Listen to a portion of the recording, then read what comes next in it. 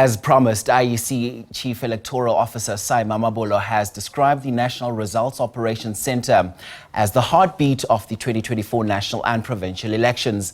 The ROC was launched at the Gallagher Convention Centre in Midrand on Wednesday. We take you there now, where senior news reporter Chriselda Lewis is on standby to chat to us. So Chriselda, with just a few days left, about 3 days to go to the 29th of May polls, give us a sense of activities expected to come out of there, a look and feel, if you may, as well as what is likely to come out of there.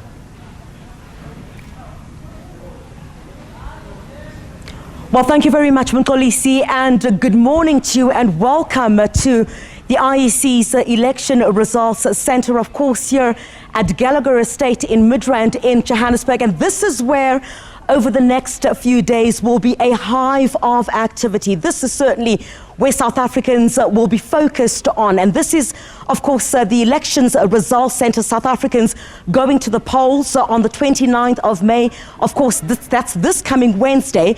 And you'd recall, of course, that special votes are also taking place tomorrow as well as Tuesday as well. And what we understand from the IEC is that Gauteng as well as KwaZulu-Natal are the two provinces that have the highest number of special voters who will be going out, of course, to cast or to make their mark tomorrow as well as on Tuesday as well. And this is where it's all going to take place. Isn't this lovely? This SABC has put together, and this is where most of our shows will be coming out from. We have a very experienced team of presenters, of course, which will be carrying South Africans, of course, will be watching their screens, trying to get a sense of what election day will be looking like, as well as the aftermath of that, which political parties will emerge. I mean, just take a look at what we've put together here. This is absolutely fantastic. But most importantly, there, Mkolisi, what is behind me? The leaderboard. That leaderboard is what everyone is going to be watching. Still at zero at this particular time, but once the polls close on Wednesday, that leaderboard there behind me is what is going to light up.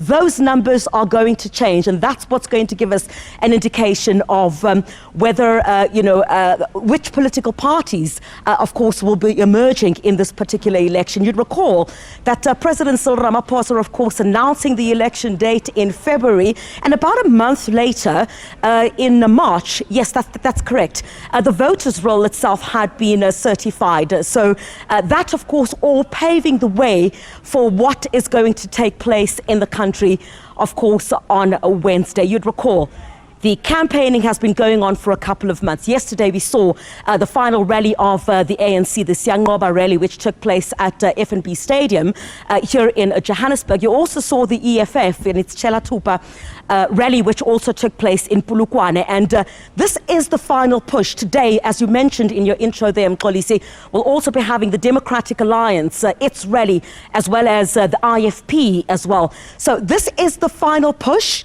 And political parties have been going door to door, promising a whole lot of things to the electorate. So I think right about now, it would be safe to say that many South Africans, have decided, I guess, on who they'll be putting that mark or against on that ballot paper come Wednesday. But of course, with everything that's been said and the IEC and its voter education that's been taking place over the past couple of months, South Africans were encouraged to go out and, of course, to register to vote in this election.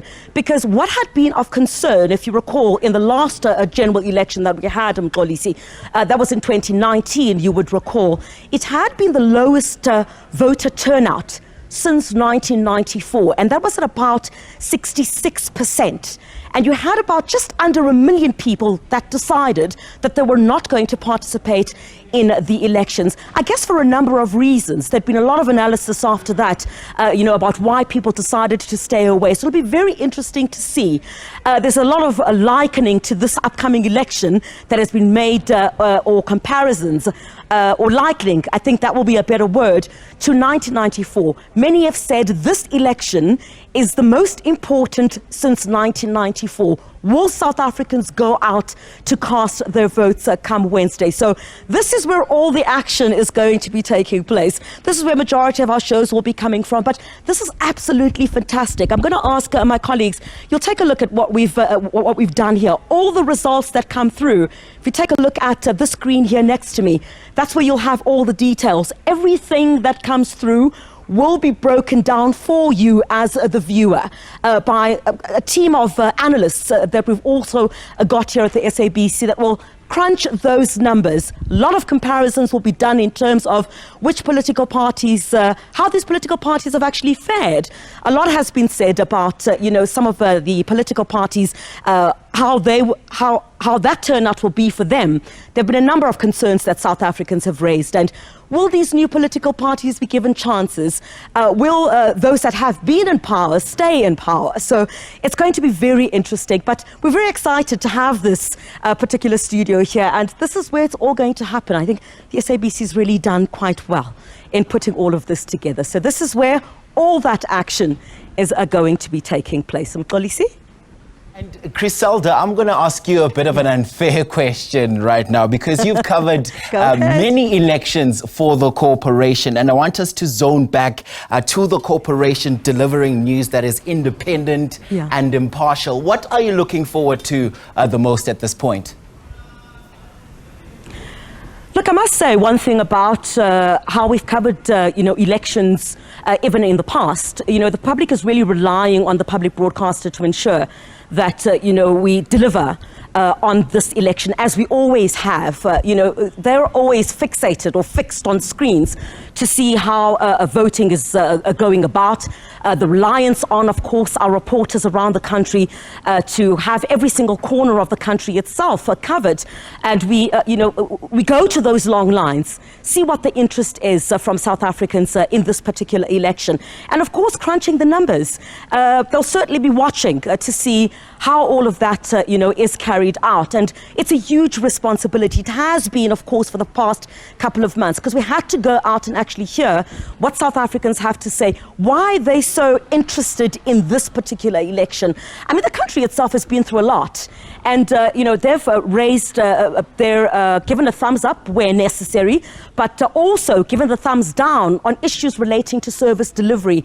What effect that will have on the outcome of this election. That is certainly something that will be top of mind when it comes to South Africans on whichever way they decide. So with our cameras, our reporters, our presenters, our technical teams that you never get to see, who are putting all of this together. But certainly, this is certainly an election to watch.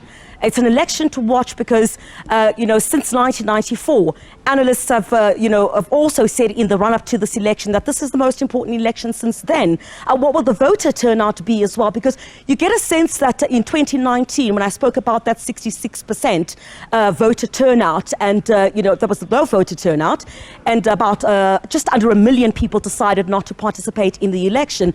Why did they feel that going out to vote was not going to make any difference? The voter apathy that was there, what are we going to see in this election? So those are all the aspects certainly that we're going to cover. And the SABC certainly is going to have all of that for you live on voting day from tomorrow as well, with those special votes that will be taking place. We will be going out to a number of areas where some of those people who registered for the special vote will be casting their ballots. Tuesday as well. And of course on Wednesday, reporters around the country who will be giving you a full view of what is taking place around the country. And certainly we'll deliver on that, as we always do.